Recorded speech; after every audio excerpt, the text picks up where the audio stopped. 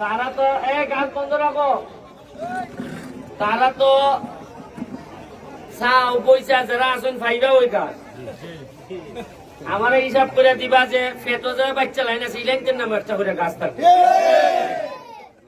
আমি কেন খালি গাছ দিতে পাইছি না, আগে বুঝোই না আমি কিতার লেগে আইছি। 2 লাখ চারা লাগাইতাম সোনারঘাট মাধবপুর, 5,000 চারা আইছে, 5,000 চারা আইছে। এর মধ্যে প্রথম বন্টন শুরু হয়েছে ওই লেগে গড়গাঁও গ্রাম। গড়গাঁও গ্রাম সারার লাগি না খালি। যদি আমার একটা ইচ্ছা সারা সোনারঘাট মাধবপুর যখন পুরা বদলে যাবি গিয়া, এমনও দিন আইতে পারে যে জননেত্রী শেখ হাসিনা আইবা যে কিতা বানাইছো তোমার এলাকা দেখতে পাইতাম। আমার একটা ইচ্ছা যে তাই যে আমি গড়গাঁও গ্রাম আইন না দেখাইতাম যে মালয়েশিয়া বানাই ছেড়ে দিচ্ছি। আপনারা 84 লাখ টাকার রাস্তার প্রপোজাল গেছে, এটা তো খালি মেইন রাস্তা।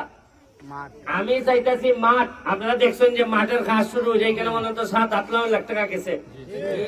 এরপরে আপনার কষ্ট করে এটা ইলাই ঠেলে ইলাই নেগা এই কষ্ট মষ্ট করে তাও মাঠ বানাইতেছি। মাঠের পাশে ওয়াশ ব্লক হইব, মাঠের পাশে বইবার লেগিয়া গ্যালারি হইব, এবং এখানে বিকাল বেলা আপনারা মোটামুটি একটা চা পান খাইবার, চা এখানে না দোকানও না, অর্ডার দিবা গ্যালারিত বইয়া আর চা নিয়ে দিয়ে আইব, আর এবার খাইবা আর সুয়েমে গোল দিব, সুয়েমে গোল দিব, আর আপনারা দেখবা চা খাইয়া গ্যালারির মধ্যে বইয়া। এটাই শেষ না, সবচেয়ে বেশি ইন্টারনেট বেস যে ফেসিলিটিস আছে, কম্পিউটার ল্যাপটপ সবচেয়ে বেশি প্রদান করা হইব। আমি কইয়া দিছি যে গড়গাঁও গ্রামে, গড়গাঁও গ্রামের লোক থাকবো গড়গাঁও, আর রুজি করবো আমেরিকান ডলার।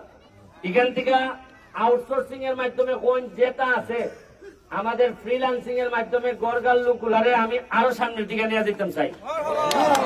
আর কেড়ে তার পাইছি যে গড়গাঁওরে বিদেশি বানাইতাম, কারণ গড়গাঁও আই আমি দেখছি যে এরা সেরার মধ্যে একটা বিদেশি বিদেশি রং আছে। তখন আমি দেখছি যে এটা আঁকবইব, এটা শরীরের কালারই হয় যে এটা আরো সামনের দিকে নেওয়া যাব। এরপরে আরো ইচ্ছা আছে আমার, ওই যে সামনে যে নদী আছে জানি কোয়াই নদী, কোয়াই নদীর আপনার বাড়ির সামনে যে জায়গাটা, এখানে প্রায় 1 কিলোমিটার জায়গা আলাদা করে আমি এই ভালো করে খুদাইয়া এটার একটা নদী থাকবো, কিন্তু এই জায়গাটারে এমন ভাবে আমি বানাইমু পর্যটন, এখানের মধ্যে আমি একটা কিনতে দিলাইমু। আপনারা স্পিড বোট, গ্রামের মানুষ স্পিড বোট চালাইবে, এটার মধ্যে স্পিড বোট চালাইতেছি সোনারঘাট বাজারও।